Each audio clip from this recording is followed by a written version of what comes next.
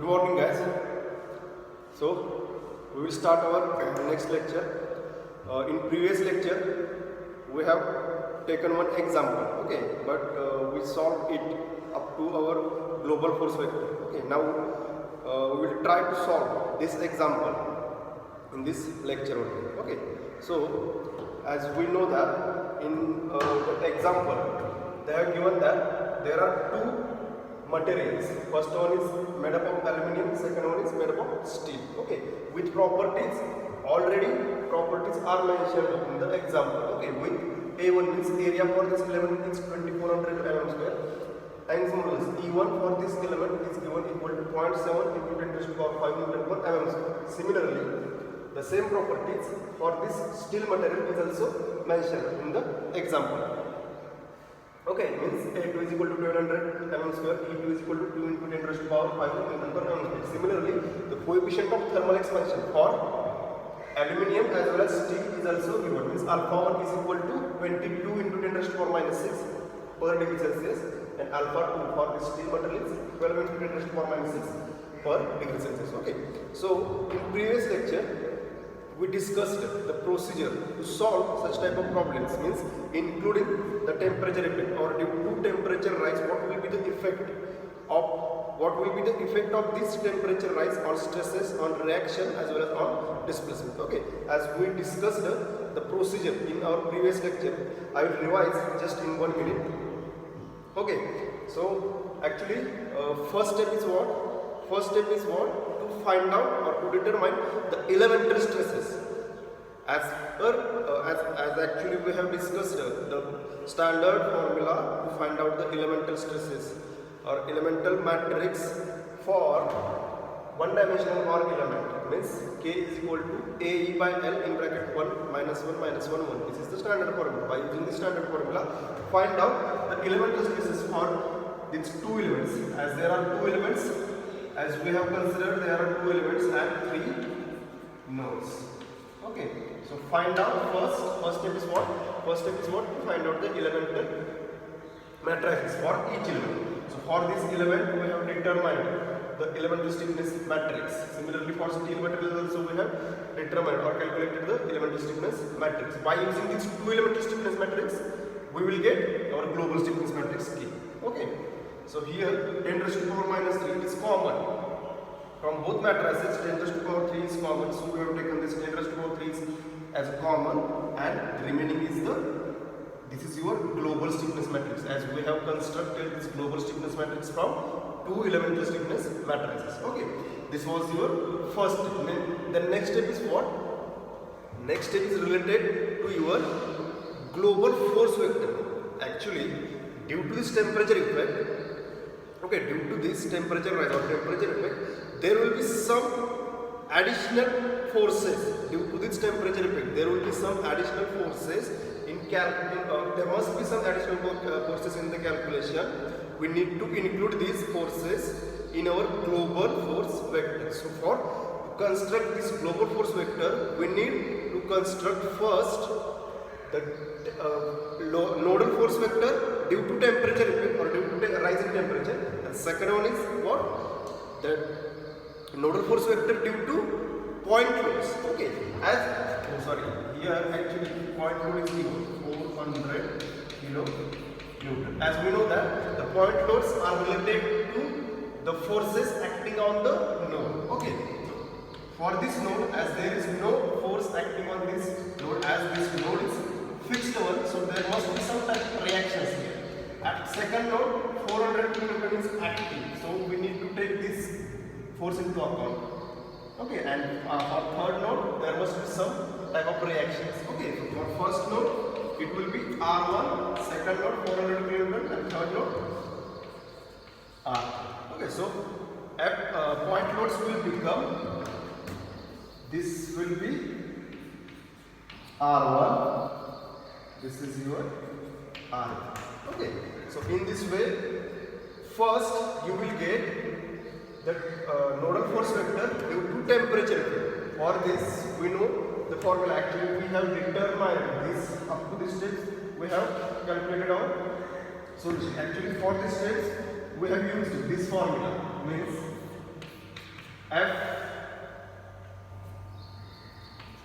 F1t or the force vector due to temperature effect for this element, for first element, actually we have calculated this force by using this formula, minus EA alpha delta T, E1 A1 alpha delta T plus E1 A1 alpha delta T. Okay, this is for your first element. Similarly, F1t, F2t, F2t, F3t.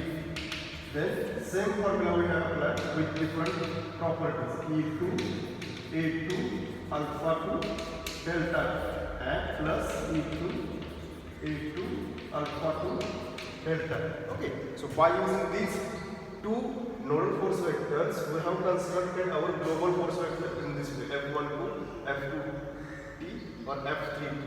Okay, so for F2t, there are two values. This is what E1 A1 alpha delta T.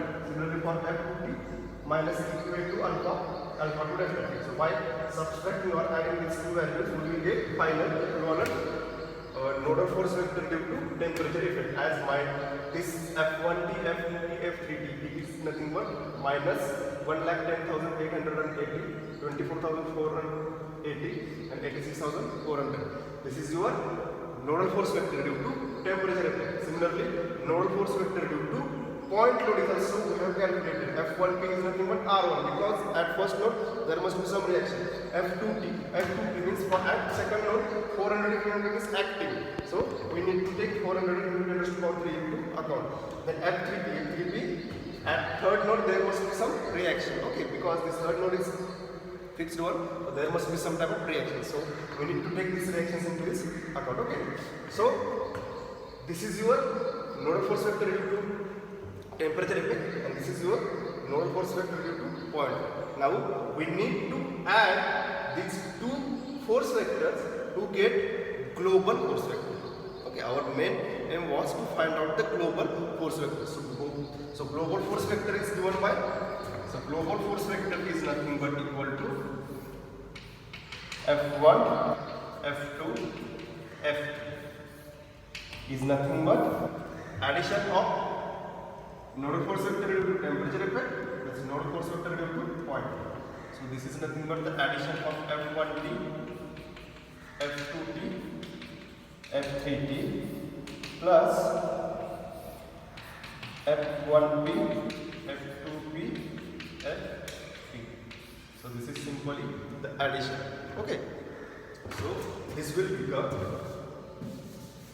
so finally global force vector F1, F2, F3. It will become this plus this. Okay. This will become finally. So I am adding these two vectors. So minus 1,10,880 plus this R1, then plus 24,480 plus 400 is 400. Actually, it's very plus R. Okay, so finally, this will become global force vector will become equal to, okay, why this is the unknown value, so there will not be any addition. So here there will be addition. So 4,24,480. This is nothing but 4,24,800. Okay, 24,480. 480.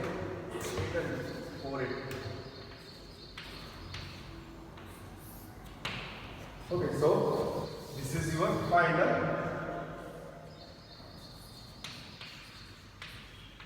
global force vector.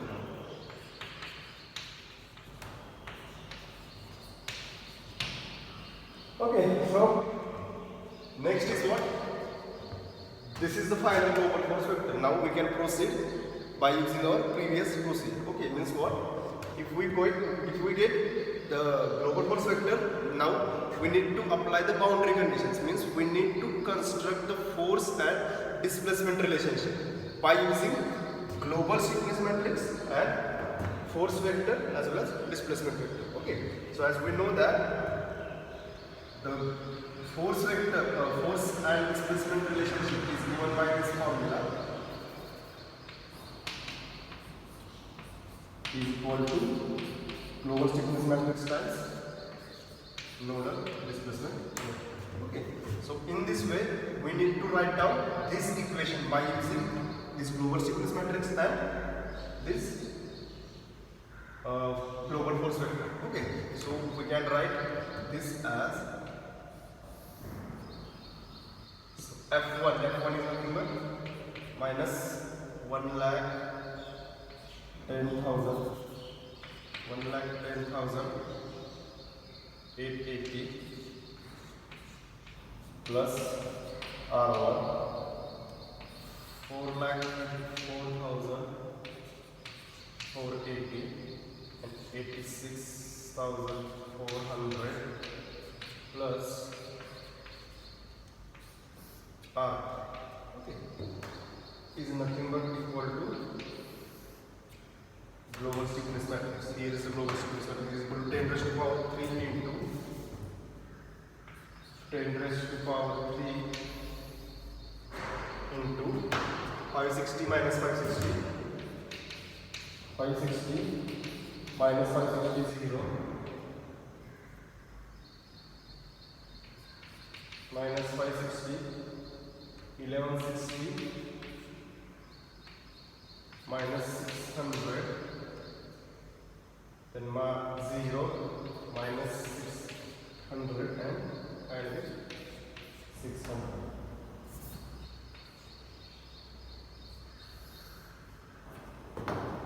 Okay, so this is the global stiffness matrix into displacement vectors U1, U2, U3.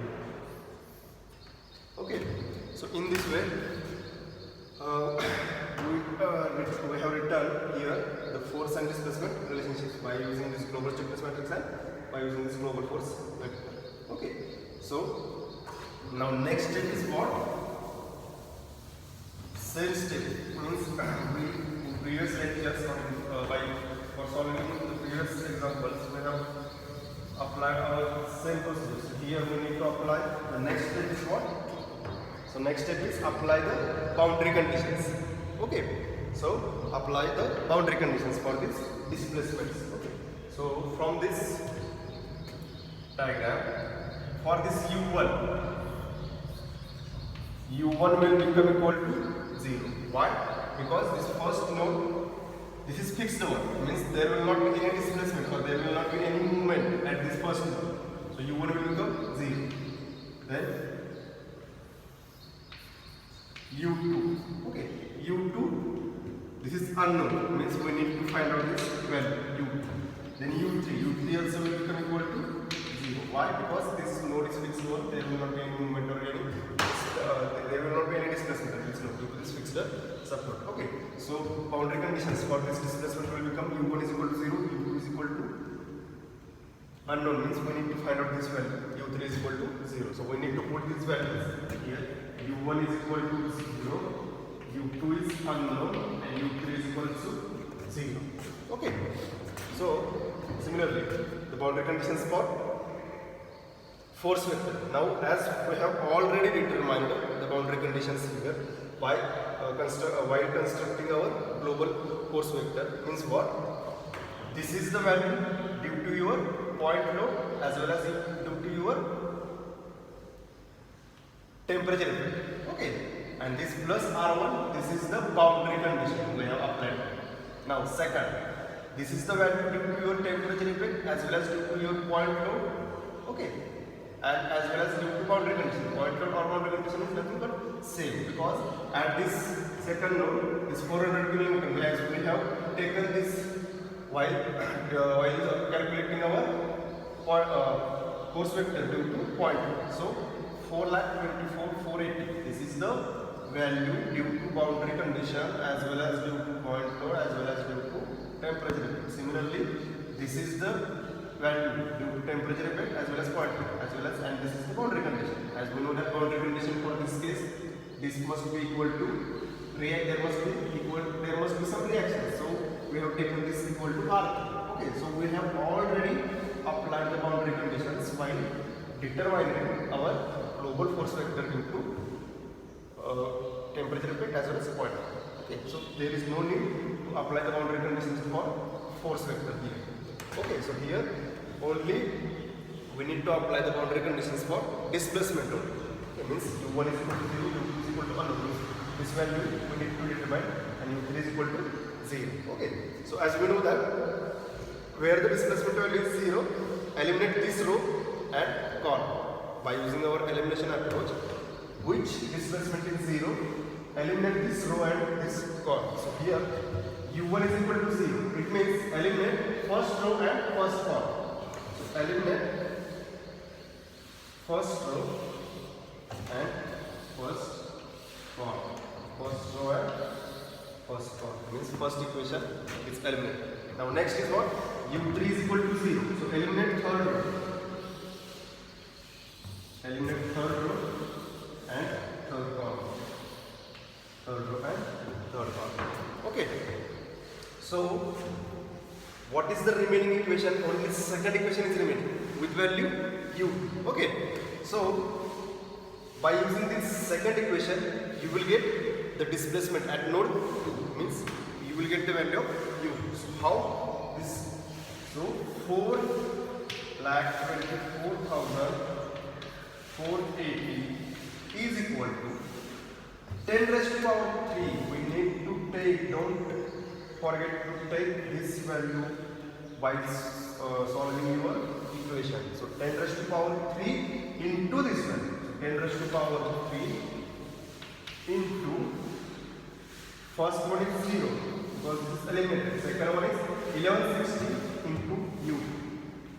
1160 into u plus third one is also eliminated. So only 10 raised to power 3 into 1160 will be there. So by using this, u2 will become equal to 480 divided by 1160 into 10 raised to power. So from this you will get u2 is equal to, so by solving or simplifying this, you will get the value of u2 as u2 is equal to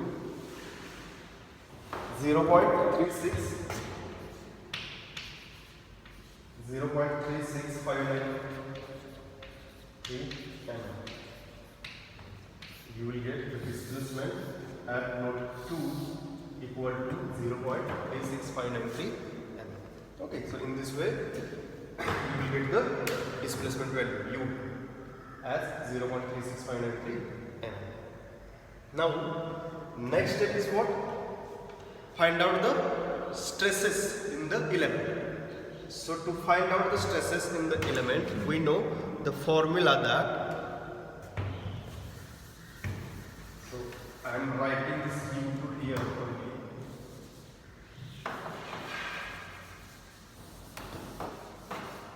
So u2 value of u2 is equal to 0.36593, and because we are going to use this value.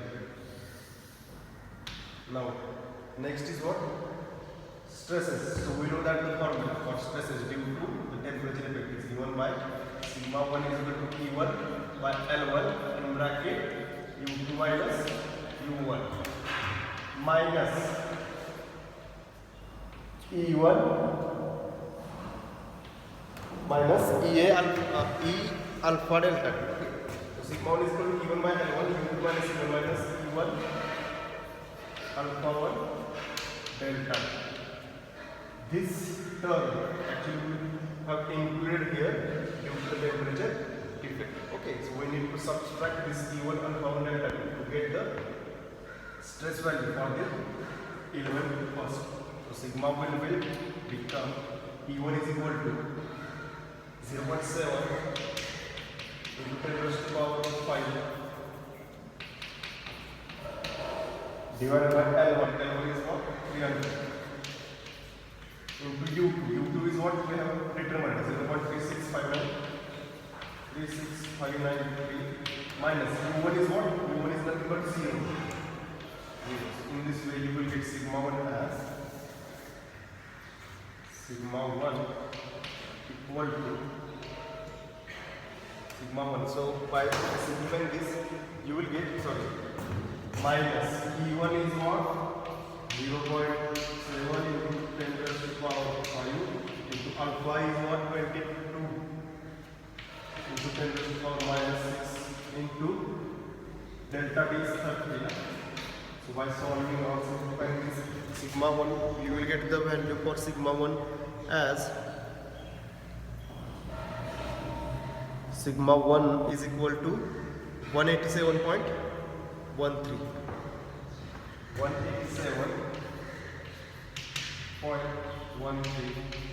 Newton per annum. This is the stress in first element. Similarly, you can get the stresses or stress value in the steel element by using formula E2 by L2. Instead of U2 minus U1, we need to take U3 minus U2. Okay, because we are determining the stress element in second element. For second element, displacements will be U3 and U2. So difference between U3 minus U2 we need to take while solving this stress value for second element. Okay, so sigma 2 will become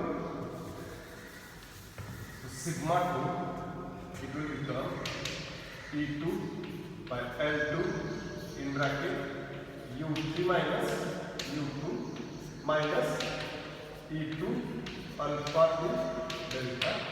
So by putting all the parameters, you will get sigma 2 equal to sigma 2 is equal to 254.935 Newton per annum. Okay, so this is stress value in first element and this is stress value in second element. Okay. Now, next is what? Find out the reactions. So to find out the reactions, we know from equation 1, we can write equation 1 as minus 1,10,880 plus R1 is equal to 10 raised to power 3 into. So 10 raised to power 3 into 560 into 0 is 0 minus 560 into U. Minus 560 into U2 is nothing but 0.36593 plus 0 into 0. So 0. So this will become, from this R1 will become this 560 into 0.36593 into 10 raised to power 3. This term will be added in right hand side. So 1,110,880 plus 10 raised to power 3 into 560. 10 raised to power 3 into 560 into, actually sorry, it is minus 560, so there will be negative.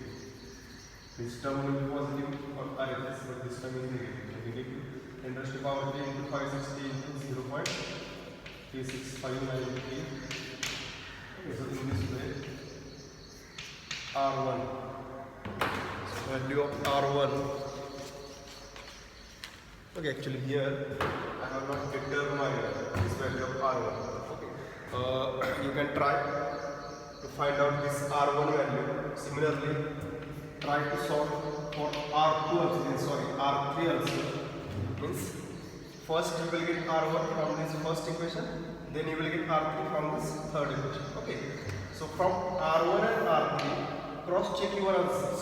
Okay, so how to cross check your answers? Then you will come to know your displacement value is correct or incorrect. Okay, so we need to just crossfire or cross check these two values by using our force balance, as 400 into 400 kilonewton is acting in this direction.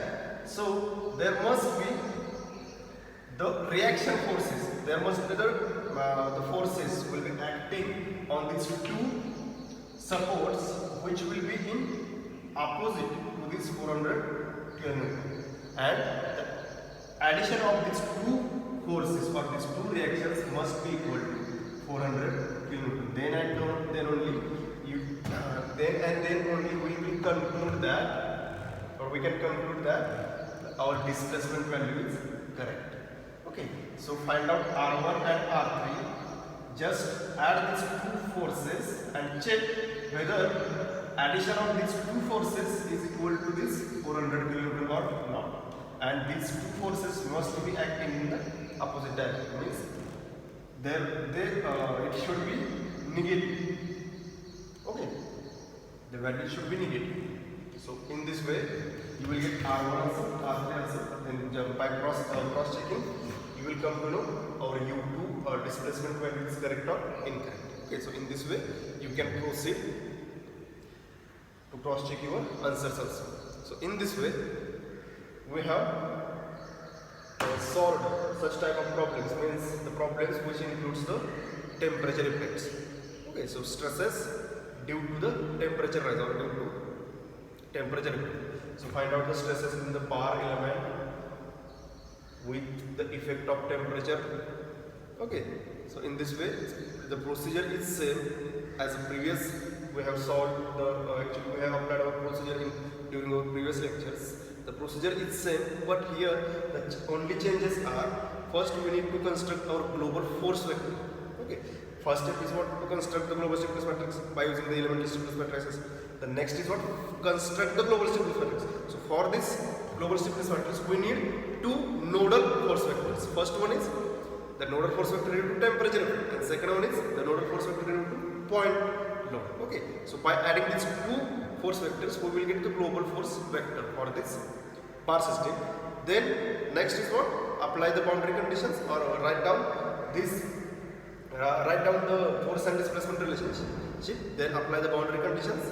By applying the boundary conditions, you can eliminate the rows and columns by using the displacement value. Means where the displacement is 0 or I just said, you will come to know that this row and column must be eliminated. So by eliminating this column and rows, you will get the remaining equations. By solving these remaining equations, you will get the displacement. Then by using displacement, you will get stresses, reactions also. Okay, so in this way, you can proceed to find out the stresses. So first you will get this displacement, then you will get stresses, then you will get reactions. So in this way, you can proceed to find out the one-dimensional bar system with temperature effect also.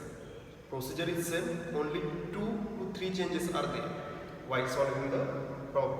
You will come to know. Okay, so in this way, we have finished this example. In next lecture, we will try to solve some such type of examples that such type of examples will be asked in your in-sem or end semester examination for 10 to 12 marks. Okay, if it is asked in in-sem examination, then it should be asked only up to your displacement only. Okay, only up to displacement you will get 6 to 8 marks, and if it is asked for reactions as well as stresses, then it should be a 12 mark problem. Okay, so in this way you can proceed, or you can solve the exam. So in next lecture we will solve such type of problems that are asked in or in-sem or end semester examination. Actually, this is your second unit end. Okay. So here I am concluding this lecture with this example. Okay. So thank you.